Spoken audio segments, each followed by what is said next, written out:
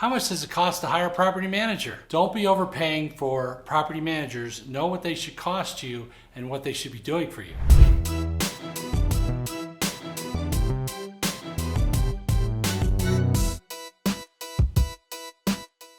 Today I'm going to show you the different types of properties and what the typical management fees are for those type of properties. I'm also going to show you what I pay and why I pay it, and talk about some of the different property owners that I know and what they pay for their properties. You're also going to learn how to negotiate property management fees, and then I'm going to tell you a little bit about some of the challenges that you may have with property managers and when to know to get rid of them and when to know you need to make a change. All right, so to begin with, there's different fees for different types of properties. The property is a single family home might be one fee, a multi-family home might be another, vacation rental might be another, and then of course something that is like Airbnb or a condo where it's managed by the front desk. Condo meaning it's a condo that someone owns that has a management company on site, maybe another. So let's talk about all those fees. I'm familiar with all of them, and here we go right now. A single family home, typically you're going to pay somewhere between 6 and 10%. Typical range is usually around 8%.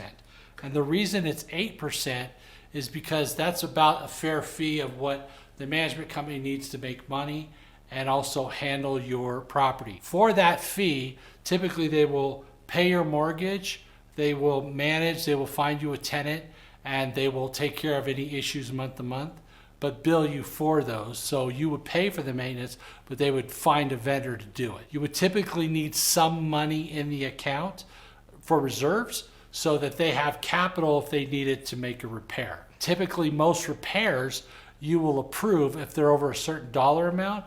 You could set that at 200, 500, 1,000, depending on your comfort level and how many homes they're managing. But typically I set it at around 300. So if it's under 300, just fix it.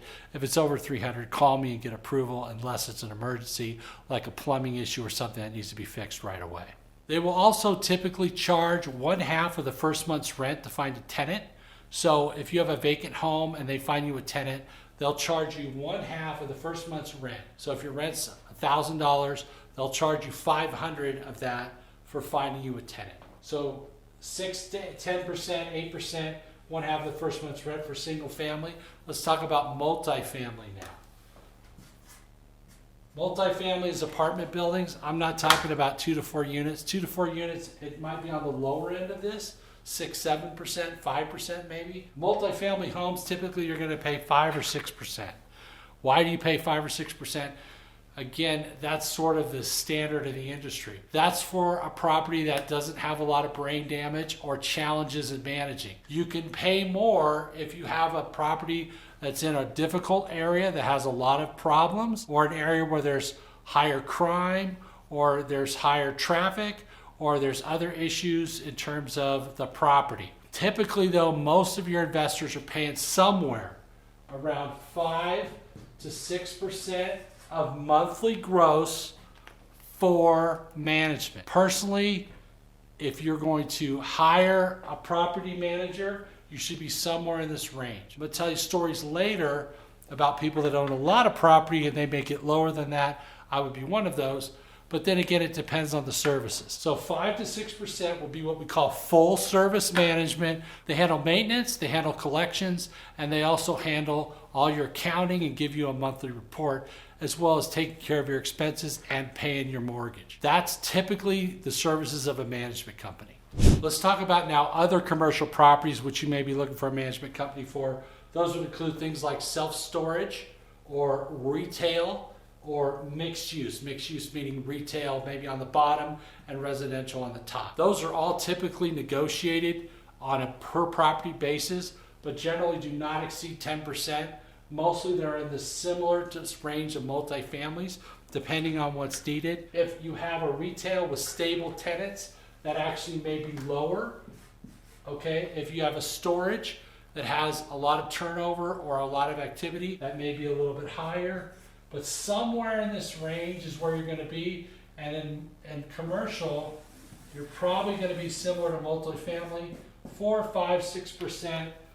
Some stable retail as low as 3, 3.5. The next one we're going to talk about is hotel condo properties. Hotel condo properties are like what you see in Hawaii, where you buy a condo and you have it managed by the hotel or the operator. They may charge as much as 50-50 on that, but what happens with those is they fill those for you, and they're almost like hotel rooms. They fill them on a regular basis, and then when you want to use it, you just give them notice, you come over, and they'll give you either your room or a similar room. Those you can expect to pay 50%, up to 50% of the monthly rental. You'll get a statement every month. They handle everything. They do charge you for some maintenance sometimes. It depends on what they have to do. But for 50%, they usually handle most things. They may also charge for replacement if something's damaged, but they usually get a deposit on a credit card from who's ever in there. So if they break a lamp or they damage something, usually they charge them for that when they go in and reinspect. Smoking in the room is a common issue where they've got to sanitize the room and so on. Some of you own Airbnb properties.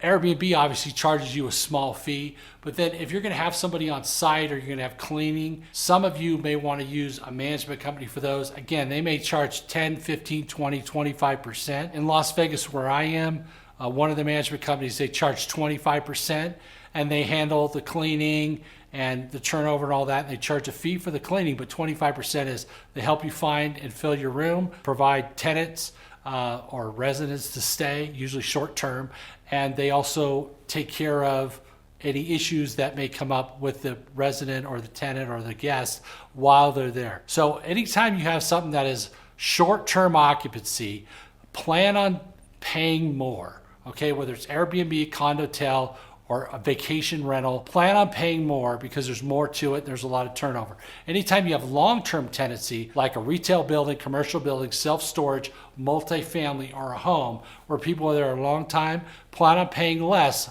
as I showed you here. Now, don't forget to subscribe because we talk about a lot of cool stuff. And remember, I'm Paul Maguire and I'm a real estate investor, okay? I do this stuff every day. I've owned vacation homes in Maui, condos in Vegas, long-term rentals, short-term rentals. I've done it all. I've owned homes in multiple states from Florida to Hawaii, California, Montana, Arizona, Oregon, et cetera, Nevada. You want to learn from somebody who's going to show you how to earn. And I'm one of those people. I've done this for 30 years. I used to teach seminars on stage for $5,000 a head. And a lot of the things I'm telling you right now, I used to sell these programs, okay? So this gives you an opportunity to learn right now. I can't pay it back to the people that helped me. I can only pay it forward. I'm getting older. You see the gray. You want to learn how to earn in real estate. Make sure you subscribe, my friend. So let's talk about accountability with your property management company. Because I'm going to tell you that if you just think you're going to give your property to a property management company and everything is going to be roses and bumblebees and honey and happy times, it's not. There are challenges in owning real estate. It is a business.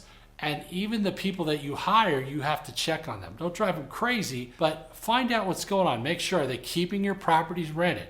Are they advertising your properties if they're vacant? Are they looking for a tenant when they get a notice for someone to move out before they move out so they already have somebody else lined up to move in? This is called your occupancy or your lack thereof. You want to have high occupancy, and when a tenant moves out, you don't want to wait 2, 3, 4, 5 weeks for somebody else to move in. In my business, and I own hundreds of units, the term is, how long does it take to turn a unit? That's the term, turn a unit. So if somebody moves out, I don't want that unit sitting vacant for a month because I'm going to lose a month's worth of rent, right? My rent is $1,500 because it's out in California. If it's $1,500 in rent and a month goes by, that's $1,500 I lost that I should have made that I didn't make, okay? That's called a loss. Money you should have made, you didn't make. So in management, when somebody moves out, you want to have it inspected before they move out, have a pretty good idea of what repairs you're going to have to do, whether it's touch up paint or repaint, clean the carpet, replace carpet, put in new flooring, fix counters, bathtub, all these different things, outside, doors, handles, locks, whatever needs to be done, windows. Make sure you know so when they move out, your maintenance going in right away. And that's from the management company's responsibility, but make sure that they do that right away. If you got a vacancy and it's sitting there for 4, 5, 6 weeks before it's turned, you're losing tons of money. I mean, it may be $800 to turn the unit, and you lost $1,500 waiting around for the $800 person to come in and do the work, right? So don't do that to yourself. So when I say hold your management company accountable, make sure that you interact with them, especially when you have vacancies. Get updated pictures periodically of what your unit looks like. Okay, don't not look at your units for 2 or 3 years. And if you have property that's far away, when you're in that area, go look at your property, ask to go inside some units, see what's going on, and check on them. I'm Paul Maguire, and I'll see you on the next video where we're going to talk about Monopoly, how to play Monopoly in real estate in real life and build your wealth and grow your portfolio and stay out of jail.